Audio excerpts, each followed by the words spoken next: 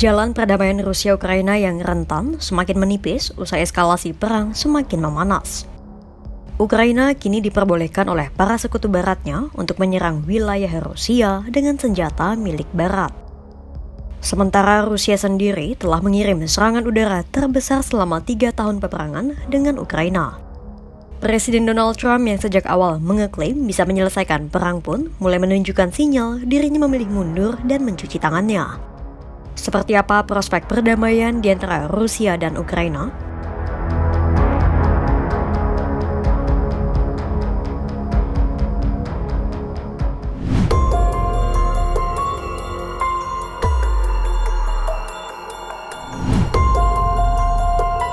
Dulu, para sekutu barat Ukraina selalu melarang Kiev menggunakan senjata pemberian mereka untuk menyerang wilayah Rusia.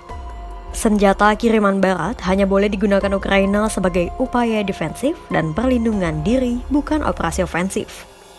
Alasannya, sekutu barat khawatir mereka jadi ikut terlibat langsung dalam peperangan. Kekhawatiran itu pula yang membuat Ukraina sampai sekarang belum diterima menjadi anggota NATO. Pasalnya, dalam aturan NATO, serangan terhadap salah satu anggota akan dianggap sebagai ancaman terhadap satu aliansi. Artinya, perang tak hanya terjadi dengan Ukraina, namun juga jadi antara Rusia dan NATO jika Kiev masuk ke dalam Pakta Atlantik Utara itu. Namun, kini sekutu barat tak lagi menahan diri. Kanselir Jerman saat ini, Friedrich Merz, baru saja mengizinkan Ukraina menggunakan senjata Jerman untuk menyerang wilayah Rusia pada Senin 26 Mei 2025.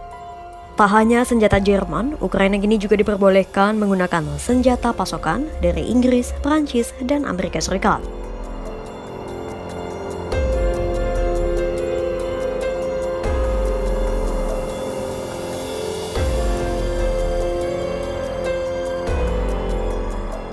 Adapun sebelum menjadi kanselir Jerman, Merz juga sudah mendesak kanselir Jerman sebelumnya, Olaf Scholz, untuk memasok Ukraina dengan rudal jarak jauh Taurus. Usulan yang waktu itu ditolak mentah-mentah oleh Scholz karena khawatir eskalasi akan berujung pada perang nuklir. Setelah mengizinkan menyerang Rusia, Merz belum menyinggung lagi rencana pengiriman rudal Taurus ke Ukraina. Pada Senin 26 Mei 2025, Presiden Prancis Emmanuel Macron juga menekankan bahwa sekutu barat harus menetapkan tenggat waktu bagi Putin. Jika Putin tak segera menunjukkan itikat untuk berdamai sesuai tenggat waktu yang diberikan, sekutu barat harus melakukan berbagai tindakan balasan.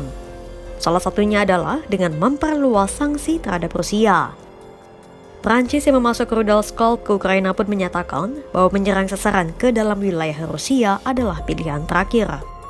Selain Jerman dan Prancis, Ukraina juga diizinkan menyerang wilayah Rusia dengan rudal taktis jarak jauh ATACMS buatan Amerika Serikat. Izin itu diberikan oleh mantan Presiden Amerika Serikat Joe Biden di penghujung masa jabatannya pada November 2024. Inggris pun sudah memasok Ukraina dengan rudal Storm Shadow. Adapun larangan penggunaan senjata sekutu barat itu dicabut usai Rusia melancarkan serangan udara terbesar ke Ukraina sejak Jumat 23 Mei 2025 hingga Minggu 25 Mei 2025. Seperti apa serangan besar-besaran yang dilancarkan Rusia ke Ukraina?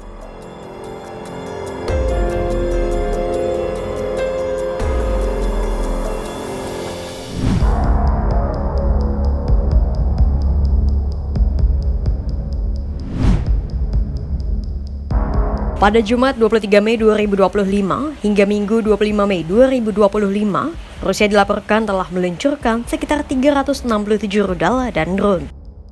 Secara keseluruhan, Rusia menggunakan 69 rudal dari berbagai jenis dan 298 drone termasuk drone Shahid buatan Iran.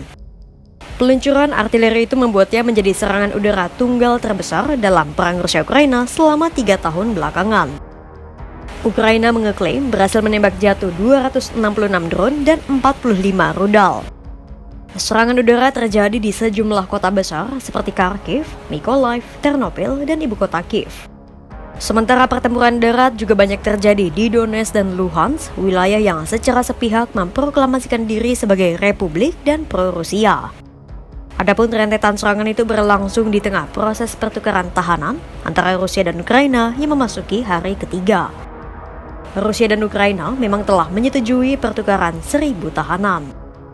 Meningkatnya serangan Rusia itu dikhawatirkan bakal mengancam perundingan damai yang dimotori Amerika Serikat.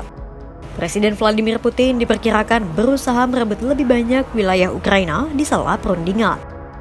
Harapannya agar saat gencatan senjata dan perdamaian tercapai, Rusia sudah menguasai wilayah-wilayah Ukraina yang diserang Moskwa. Lantas, seperti apa langkah Amerika Serikat sebagai salah satu penggerak perundingan perdamaian?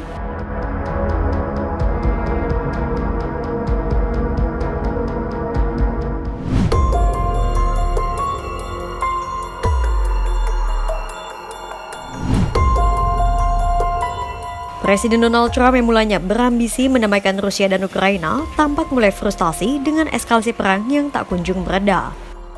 Hanya beberapa hari setelah panggilan telepon dengan Putin, Trump menyebut Presiden Rusia itu dengan sebutan gila karena telah melancarkan serangan besar-besaran.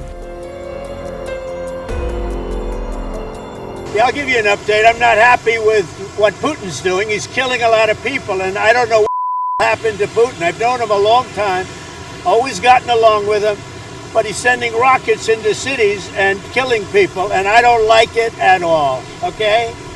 We're in the middle of talking, and he's shooting rockets into Kiev and other cities.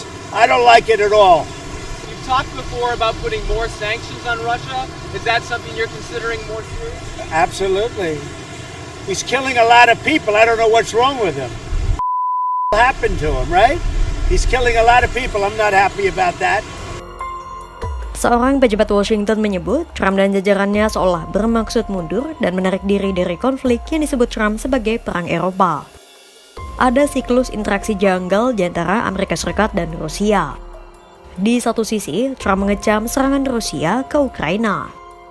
Namun di lain sisi, Trump yang terkenal bersemangat menerapkan sanksi ekonomi justru tak memberi tekanan ekonomi apapun terhadap Rusia dikala Putin terus melancarkan serangan ke Ukraina.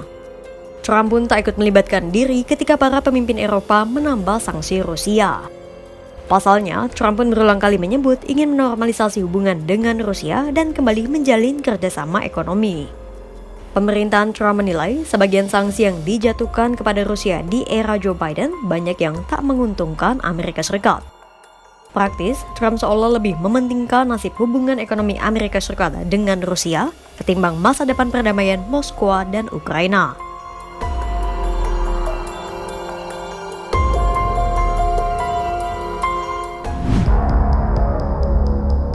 Prospek perdamaian Rusia dan Ukraina semakin buram setelah Moskwa mengirim serangan udara terbesar ke arah Kiev.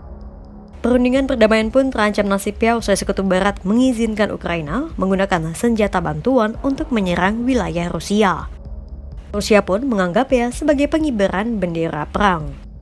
Sementara di lain sisi, Trump tak menggunakan tekanan maksimum terhadap Rusia karena ingin menjaga hubungan Amerika Serikat dan Moskwa. Kira-kira akan seperti apa perkembangan perang Rusia dan Ukraina selanjutnya? Simak terus perkembangannya hanya di kanal YouTube Kompas.com.